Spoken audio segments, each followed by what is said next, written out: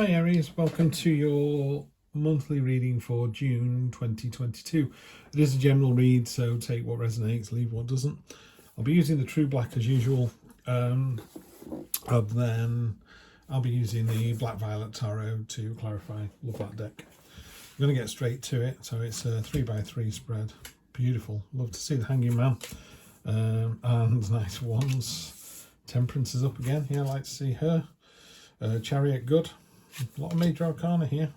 Some kind of tests coming in for you guys. Aries. Okay, this is looking good though. It's looking good. I'm not too worried about any of this. Energy on the bottom. The Lovers. Very attractive this month, you guys and girls. That's nice to see. Let's prettify this all up for us.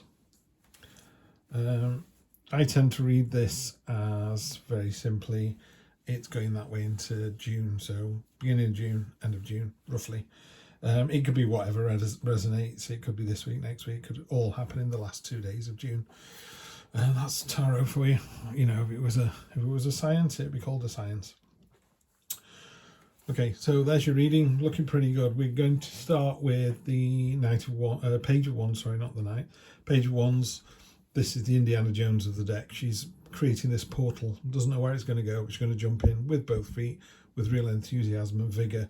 Love it, love it, love it, love it. You know, with this underlying energy of just going for relationships. You know, going for contact, going for, you know, not going it alone. Put it that way. You know, so having an adventure, talking to people, talking to strangers on the street. And then from the Knight of Wands, you go into the Moon energy. Moon energy is kind of the subconscious. You know, what is going on. Look out for signs and portents. You know, black cats, all that kind of weird stuff. What's going on? It ties in a little bit with the Temperance as well, which we'll talk about in a moment.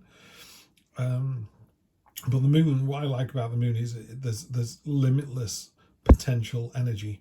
It's not like the sun, which is there and it's like boom, bright, blinding light. It's more subtle. It's more behind the scenes. That's a great way of saying it. It's behind the scenes energy. It's there if you need it. If you don't need it, it'll just float past. You know, it's like a babbling brook in the back of your mind. You know, it's there if you need it. The result, though, is this Chariot, which is fantastic. I always think of this as a victory of your own making. You're driving this process forward. So far, Aries, that's looking like a great month. And you move into the Ten of Wands, the Hanging Man, and the Two of Pentacles. Ten of Wands is the burden card. It's a 10, so you're almost there. So in a more traditional reading, you can see the guide, can see the castle or the house or the home or his destination. It's literally just there. You know, you're almost there. You're, I don't know, a mile away, 5 miles away, 10 miles, whatever it is in reality, you know. But you're almost there. This is a Hercules beetle that can carry 100 times its own strength. So although some other person is kind of resting their laurels and letting you do the work, you know, you're strong enough to do it. You're strong enough to get through it. Not sure you get rewarded for it. I don't think anyone sees the work that you put in there. But just rest assured, it's almost over. Need to look at the situation from a different perspective. You know, he's willingly hanging himself upside down. He's actually willingly giving himself up to the earth again. You know, tarot is all about cycles and balance and nature, and he's just going back into the earth. He's turning into liquid gold, and it's created this beautiful, bountiful harvest, and he's just disappearing into these butterflies. Just floating away into ideas. You know, love it. So it's literally about. There's two things. One, it's lose the battle to win the war. And the other thing is to see something from a different perspective. Maybe see the situation from someone else's eyes. If you're in a relationship and your partner feels a particular way about something, try and see their point of view. As you know, there's no downside to something like that, obviously. This is about staying flexible. You know, he's doing a fantastic job balancing precariously on this, and confidently so. So it's about being flexible and agile this month, but just be aware you can't sustain this. This can't last forever. You know, there is a point where that's going to wobble and fall. And the final one towards the end of the month, you've got Temperance and the Star and the Eight of Swords. Temperance is finding that balance. You know, it's the exact opposite to the Devil card. Devil is all about excess. The Temperance card is all about finding that balance, you know, having one donut and then savouring the donut and enjoying it and moving on. the devil will go, have another one, have another one, and Temperance doesn't go, that was delicious, thank you very much. It's also one of the only cards with an angel on it. So, you know, if you believe in angels and guiding spirits and all that kind of stuff, then this is a good week for that, or a good month for that. So just be aware. I always think, you know, if you kind of wake up with a smile on your face, or something good happens today, or it's just a feeling just out of the corner of your eyes, a bit like moon energy, which is why I talked about temperance before. There's just that, you know, just out of the corner of your eye, you thought you saw someone you knew from your past or whatever, and then someone from your past connects with you.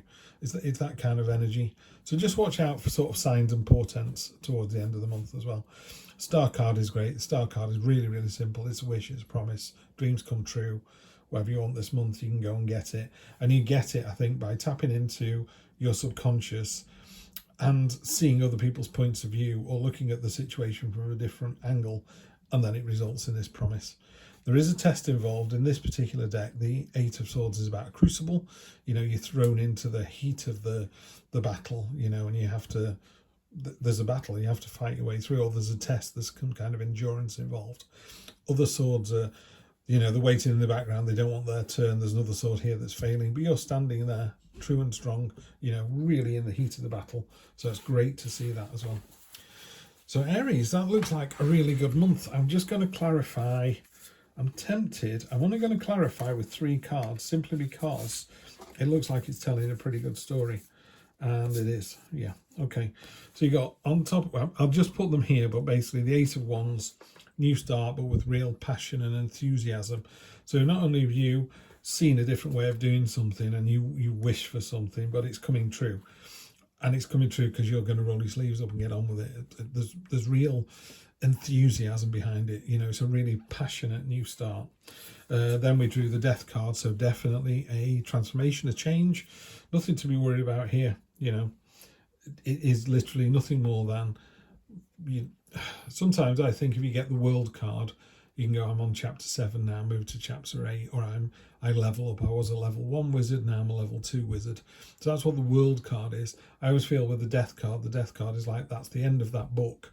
Now it's time for a new book. You know, that's the end of playing the wizard. Now you're going to go off and be, I don't know, the dwarf. It doesn't matter. But, you know, there's a real sense of being something else. So it's a definite sense of change. And then you've got 2 of Cups, which is really nice to see. That's the soulmate card. 2 peas in a pod.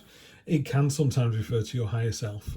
So it doesn't have to, if you go, well, I live on an island on my own, there is no other person, there is no other soulmate. It's like, well, there is, because there's balance inside your body as well. You know, we go back to that donut before. Temperance said, had one, you ate an entire box. Guess what? You don't feel great. You know, sugar rush, sugar coma, headache, ugh, you know. So it's about being your higher self as well. So you could be in a room on your own, or an island on your own. And it's just that choice, isn't it? Do we have another donut? Do we wait till tomorrow? You know, so it's finding, it's definitely about your higher self. I think this month that would tie in with the Crucible as well. So I think it's just really positive. I think all you need to do this month, Aries, what I would say is you need to look at the bigger picture. Maybe lose the battle to win the war. You know, that 10 of wands at the top, the burden card. You feel like someone is you know, coming along for the ride, not doing any work. Don't worry. The universe has a plan. The karma's a real thing. They will get theirs. Just be the better person on that little bit there. That's what that card talks about. You know, be your higher self, be the better person. There's very definitely a change coming through, but it's going to be a change for the better. It's a victory. It's passionate. You got plenty of untapped potential to do it. Leap in with both feet. Yeah, there's a test involved, but you come through it with flying colours. Have a fantastic month, and I will see you for the next one. Take care.